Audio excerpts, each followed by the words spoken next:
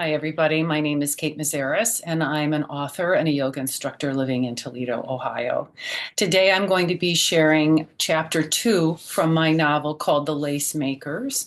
I shared chapter 1 with you in a previous video, which I'll put in the description below.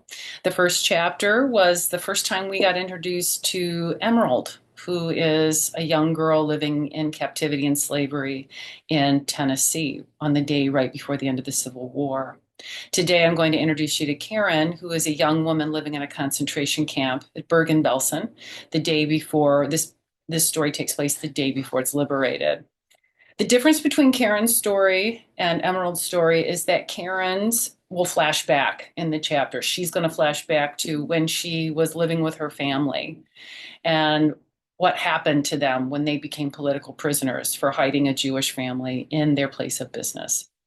The difference between Emerald's story and Karin's story is it was very difficult for me to write Karin's voice because she doesn't speak through most of the novel. There's an event that happens right before her family is taken into captivity that is so shocking to her, she stops speaking. And so the dialogue that you're going to hear in this chapter is her inner dialogue. And a lot of times it was hard to hear her, and I had to go back to the research again and again to make sure I was telling what happened to her, what she was seeing and experiencing was accurate. I almost didn't record today because I have my window open in my office, and someone is putting on a new roof right behind me. And I thought, the sound of that gun and the sound of the noise that they're making outside my window was exactly what was going on in the concentration camps daily. People were shot, people were beaten, people were hung with no regard for humanity at all. And through my research, two of the resources that I found that were the most accurate, that told the stories that really like I have trouble finding the words because it was so horrible to read accounts of man's inhumanity to man. One of them was a book about the American soldiers who liberated the camps and their firsthand experiences. In one of them, they talk about General Eisenhower could not believe what he and his troops were seeing, and so he called on the media immediately, or called on the military media to get in there immediately and record this on video, audio accounts, and pictures because he knew that future generations would not believe what they were seeing. And isn't that the case? So I'm going to put a link to that book in the description below, and also a link to two websites. One is the Shoah Foundation, and that was phenomenally instrumental in helping me get firsthand accounts of soldiers and survivors of these camps. And another one was called 5 Million Forgotten, which was a website set up by a woman who was Jewish to tell the stories of the 5 million captives in concentration camps that were not Jewish. 6 million were, and that's a minimum. I think it was a lot more than that. But 5 million camp prisoners were political prisoners, homosexuals, mentally ill people, people who were just simply walking along the street, and if they said something disparaging about Hitler, the SS would pick them up and cart them off.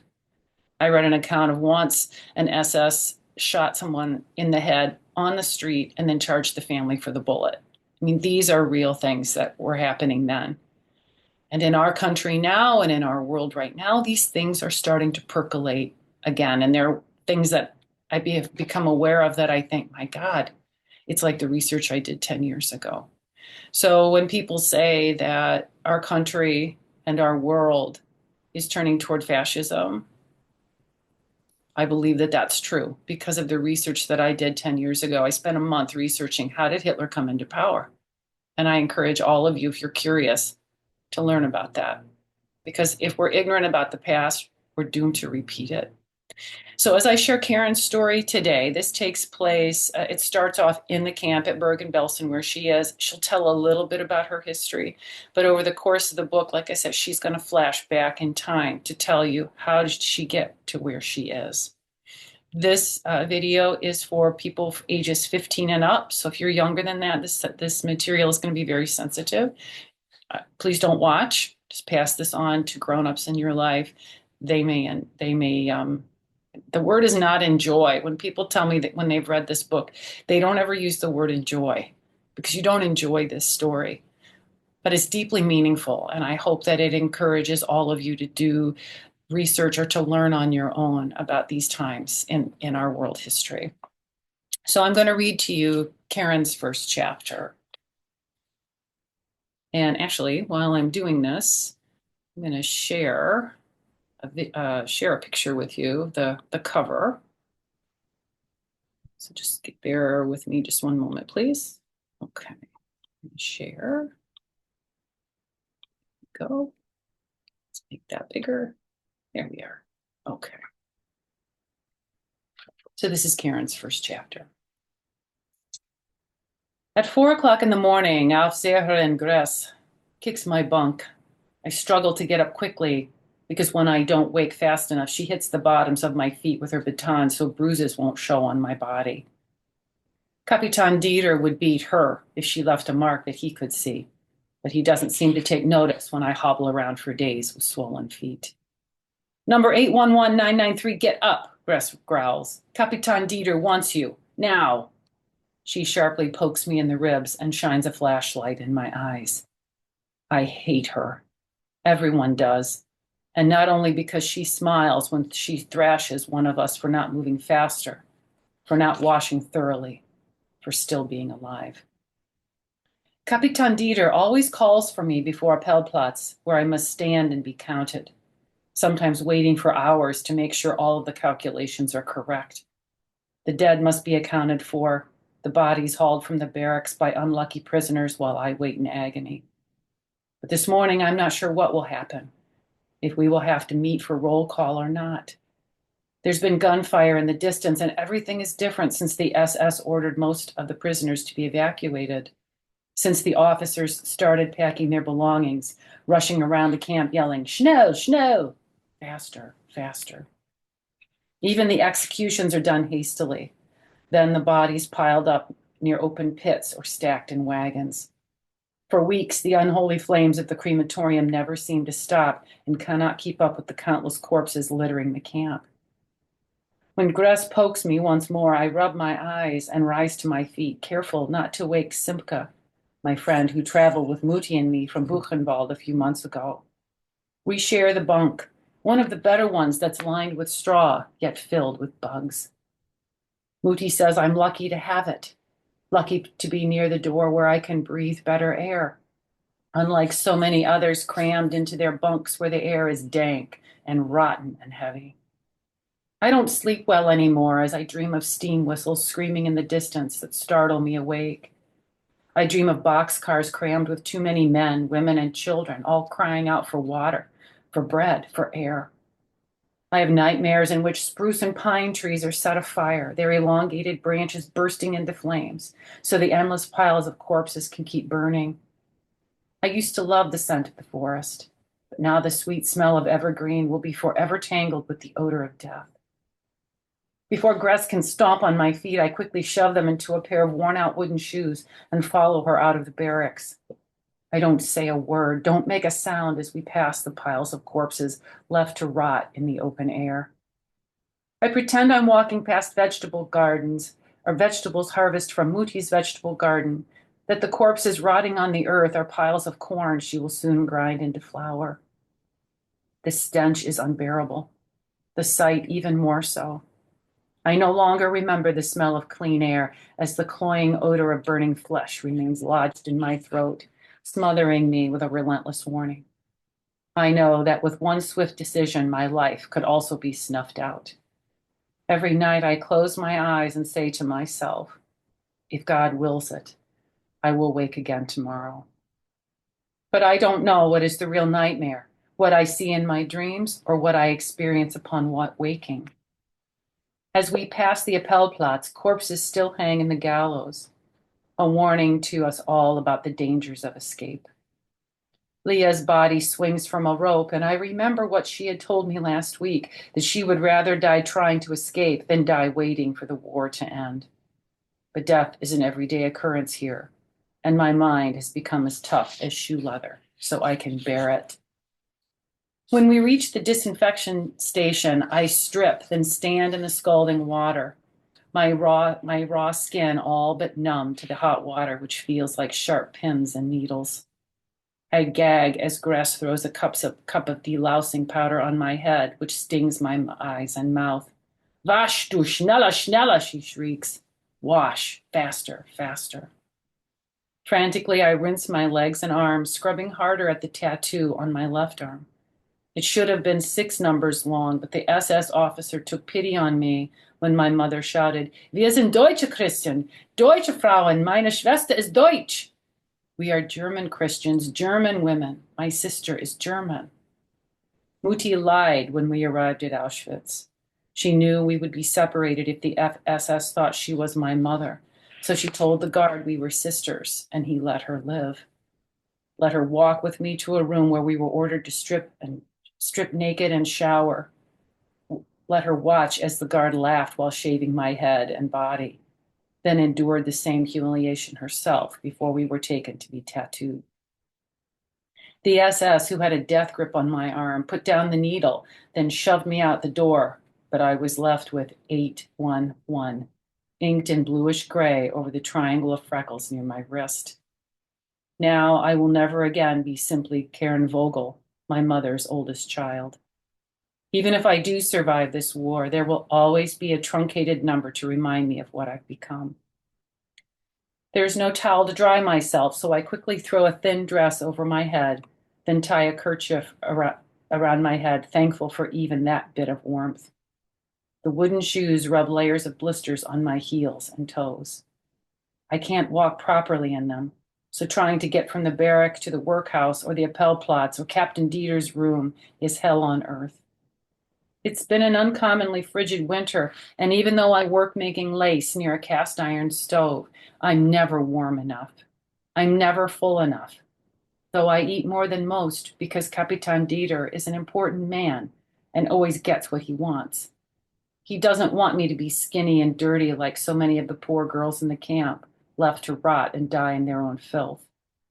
I don't speak in his presence, but I know his name, Herman. And I know I'm nothing more than his prostitute because he tells me, your payment is you get to live. I'm supposed to feel grateful, but I don't know why I've survived for years while so many others have died. Perhaps now I won't live that much longer either. Mutti says I have to. She says I have to do whatever the guards want, whatever Capitan Dieter wants, whatever Commandant Kramer wants, whatever Gress wants. I have to do what they say in order to stay alive, so I can bring more food to Simca. You're young and pretty, and that's what they all want, Mutti once told me. So I lie in Herman's bed, a hollow shell, all the while staring at the wall or the ceiling or the knobs on the small glass cupboard that's filled with cans of evaporated milk and chocolates and creamy caramels, the one Herman said I must never touch. I know he wouldn't hesitate to shoot me with the pistol he keeps strapped to his leg.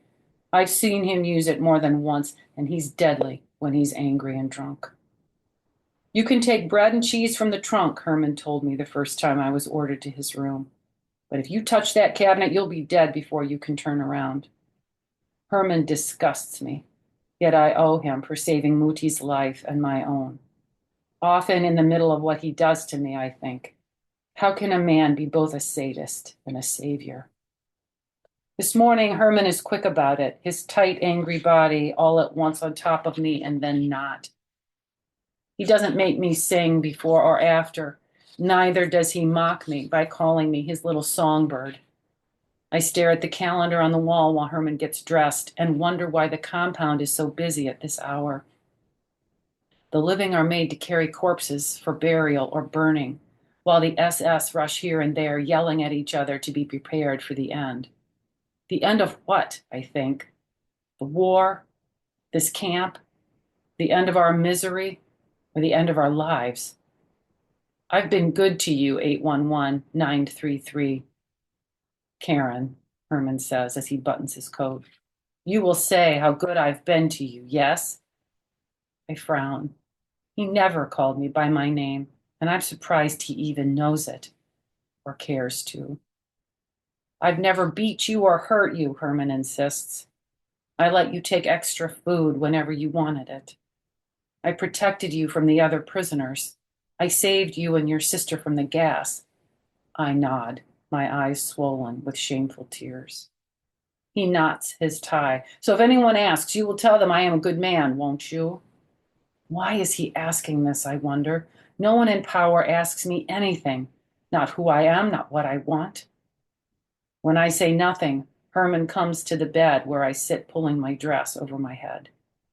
He kneels, then gently strokes my face. I've always been good to you. He kisses my forehead, then whispers my name. I cringe and curl away from him, but Herman presses his warm, damp lips to my ear. Remember what I said, he says. If you tell anyone about what happens in this room, I can't be responsible for what happens to you. I look at the floor and nod my head in compliance. Good girl, Herman says, rising. Then he struts out the door as if he has won the silent war between us. A gray light gradually fills the room where I've been making lace for more than 3 hours, waiting for orders from the guards. For almost 4 months, I've spent 8 hours a day, 6 days a week, knitting hats and mittens and scarves. I knit cable knit sweaters and woolen socks.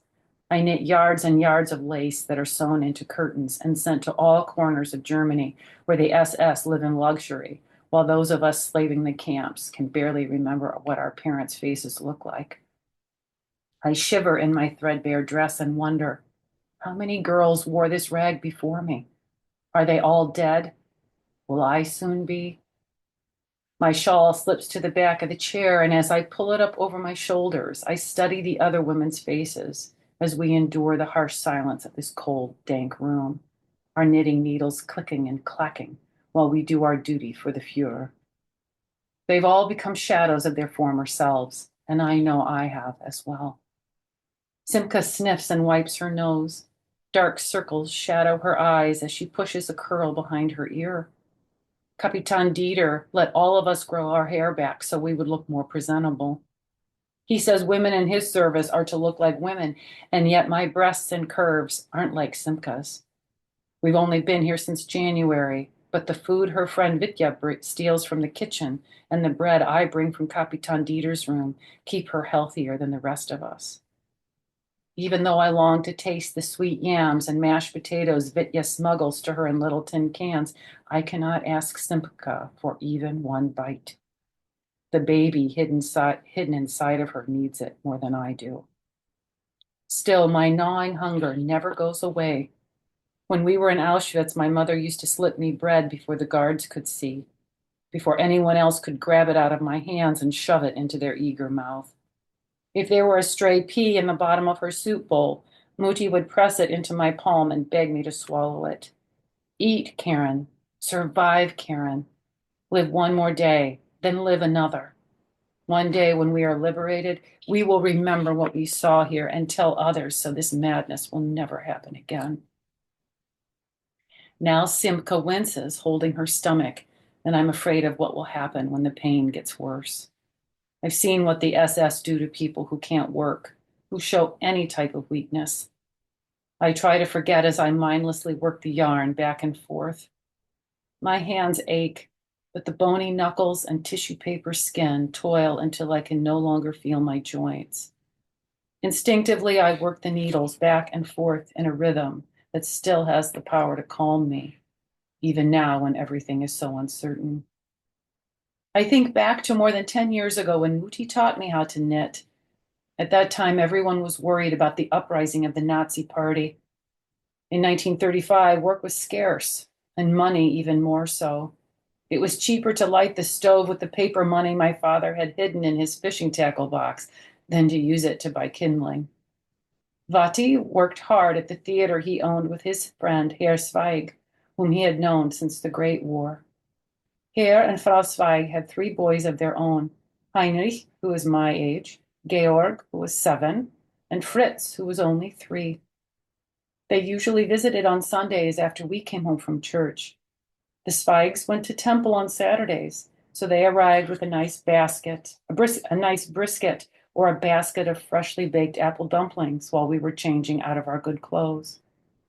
My parents visited with Herr and Frau Zweig while I played tag in our backyard with Heinrich and Georg. Fritz preferred to hunt for worms, bugs, and other dirty things in Muti's garden.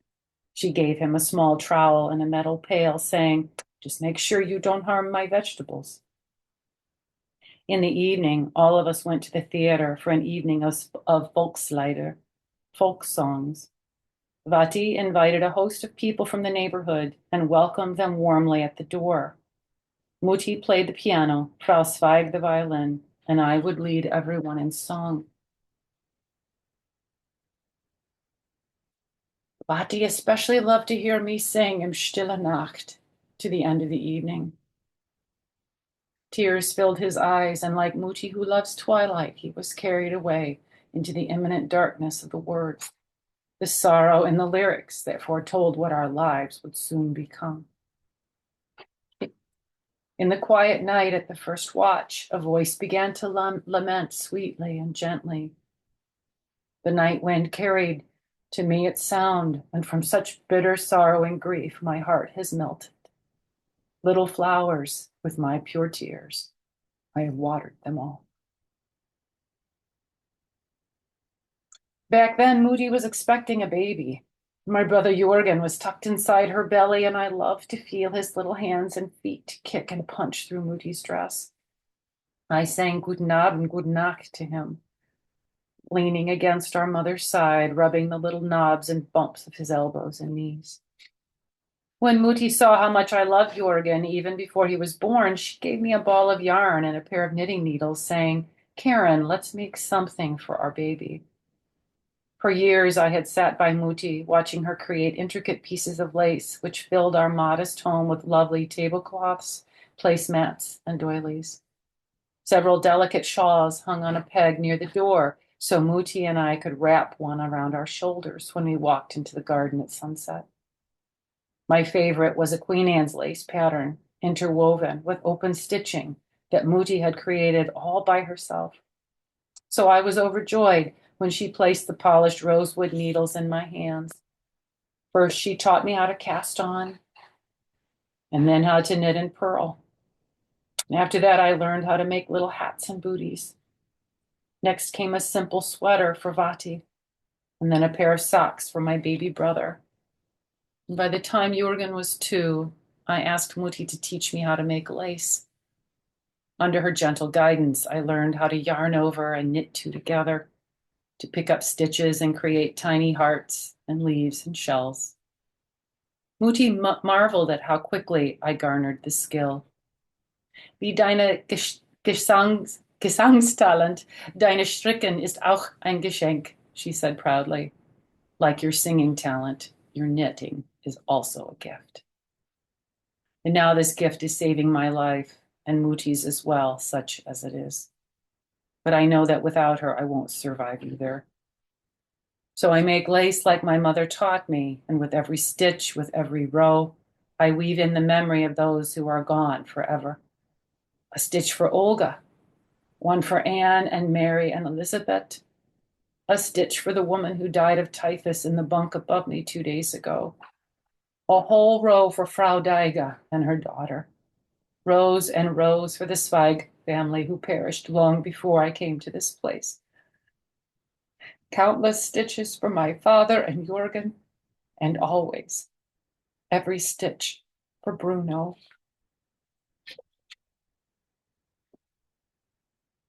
And you can see how reading this affects me because it reminds me of the real stories that I read.